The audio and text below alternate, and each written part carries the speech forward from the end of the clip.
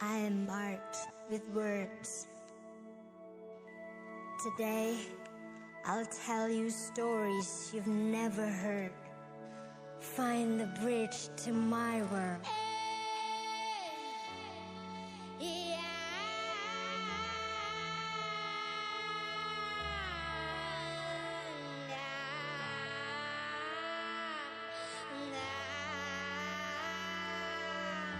The being of light.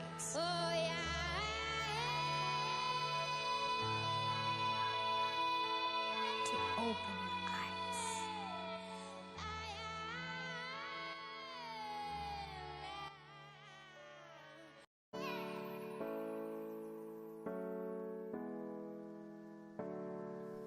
Assalamualaikum warahmatullahi wabarakatuh. Kami dari kelompok 6 akan mempresentasikan mengenai manajemen pengelolaan Taman Nasional Teluk Cendrawasih di Papua.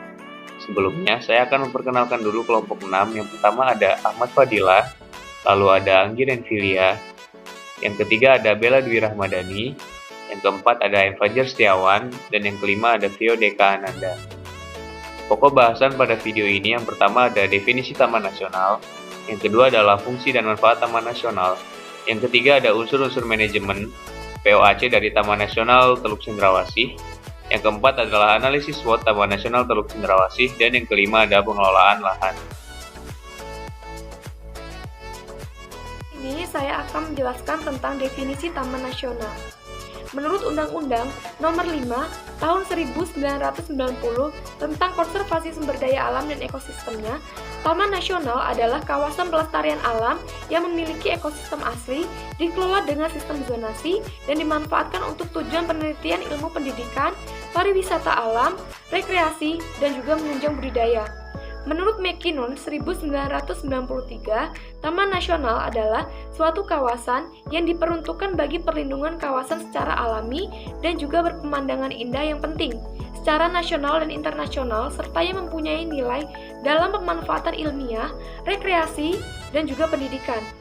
Menurut Basuni 1997, Taman Nasional adalah kawasan konservasi di darat atau di laut yang mempunyai ciri-ciri keaslian dan juga keanekaragaman ekosistem yang khas karena flora dan fauna atau geomorfologis dan atau budaya yang mempunyai nilai keindahan yang secara keseluruhan menyangkut mengenai kepentingan dan juga merupakan suatu warisan kekayaan alam nasional ataupun internasional yang dikelola dengan tujuan pengawetan sumber daya alam, pendidikan, rekreasi, penelitian, dan turisme.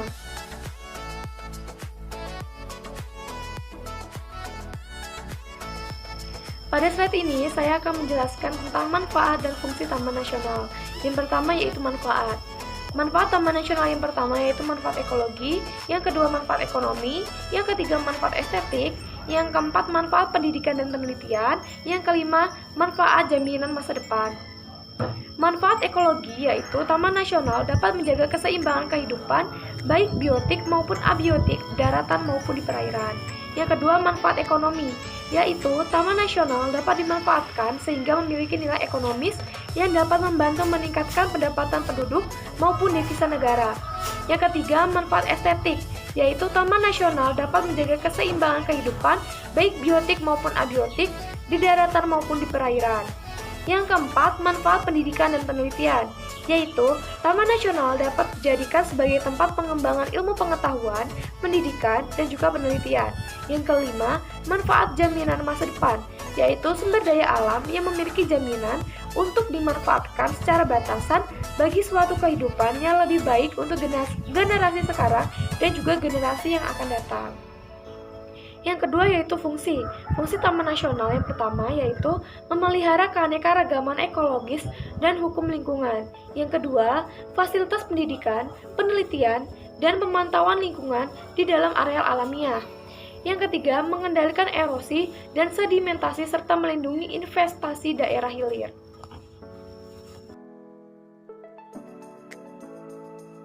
Unsur-unsur manajemen. Unsur-unsur manajemen yang terdapat pada Taman Nasional Teluk Cendrawasih diantaranya adalah yang pertama, perencanaan atau planning, yang kedua adalah pengorganisasian atau organizing, yang ketiga adalah pelaksanaan atau actualing, dan yang keempat adalah pengendalian atau controlling. Baik, untuk yang pertama adalah perencanaan atau planning, merupakan prinsip-prinsip yang meliputi penetapan tujuan pengelolaan, inventarisasi, penetapan program jangka pendek dan jangka panjang, penetapan kegiatan dan kelembagaan, pembiayaan, dan penetapan sistem monitoring dan evaluasi. Untuk yang kedua adalah pengorganisasian atau organizing. Pada Taman Nasional Teluk Cendrawasih terdiri dari lembaga pemerintah pusat dan juga pemerintah daerah serta lembaga nir pemerintah. Kemudian yang ketiga adalah pelaksanaan atau upholding. Pada Taman Nasional Teluk Cendrawasih, para pemangku kepentingan memiliki peran masing-masing. Terdapat lembaga, Balai Taman Nasional, dan LSM. Peran tersebut adalah berupa perlindungan ekosistem, pemberdayaan ekosistem, dan juga pembinaan sosial masyarakatan. Dan untuk yang terakhir adalah pemantauan atau controlling. Pada Taman Nasional Teluk Cendrawasih, terdapat perbedaan derajat nilai, penting, dan pengaruh pada setiap pemangku kepentingan dalam melakukan pengontrolan. Oke, untuk slide selanjutnya yaitu analisis SWOT.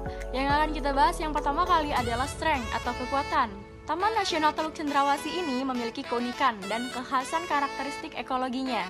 Yang kedua ada weakness atau kelemahan. Banyaknya pemangku kepentingan terhadap sumber daya alam yang mengakibatkan terjadinya konflik kepentingan pengelolaannya. Yang ketiga ada opportunity atau peluang. Program pengelolaan TNTC ini berpotensi untuk didistribusikan pada pihak lain dalam sebuah sinergi manajemen kolaborasi. Dan yang keempat ada threats atau ancaman. Threats atau ancaman ini mencakup penangkapan ikan tidak ramah lingkungan, penangkapan ikan secara ilegal, pembalakan liar, dan perambahan hutan. Pengelolaan lahan di kawasan Taman Nasional Teluk Cendrawasih yaitu sebagai berikut. Yang pertama yaitu pelestarian kawasan. Fungsinya untuk memelihara sumber daya genetik atau plasma natur. Yang kedua yaitu pemanfaatan kawasan, yang fungsinya untuk menyediakan fasilitas rekreasi dan turisme utama, tetapi terbatas pada sebagian areal Taman Nasional.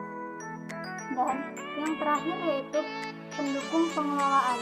Dan ini fungsinya untuk mendukung pembangunan atau pengembangan daerah pedesaan dan penggunaan lahan marginal secara rasional.